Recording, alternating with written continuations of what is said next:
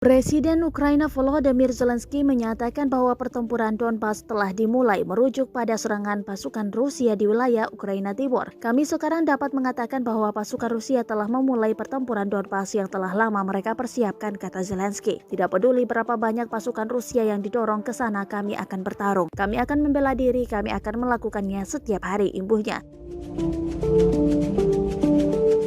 Dalam sebuah postingan media sosial, militer Ukraina mengatakan perang fase kedua telah dimulai. Pertempuran kali ini dikhawatirkan akan lebih sengit daripada perang manapun sejak invasi Rusia dimulai pada 24 Februari.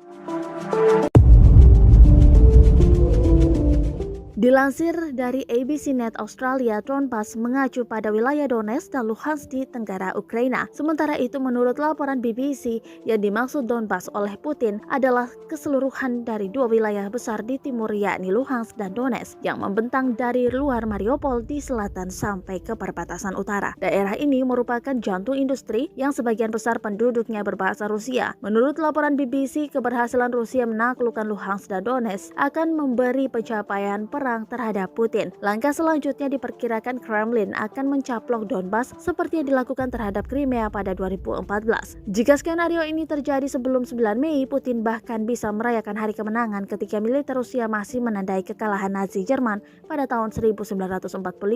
Pemimpin pro-Rusia di Luhansk beberapa waktu lalu sempat bicara soal referendum untuk bergabung ke Rusia.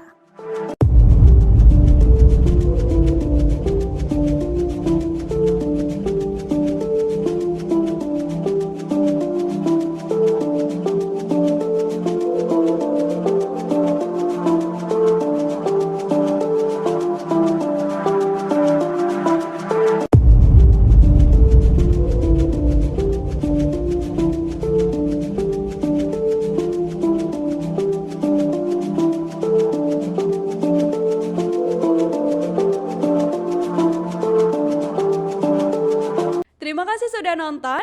Jangan lupa like, subscribe, dan share ya.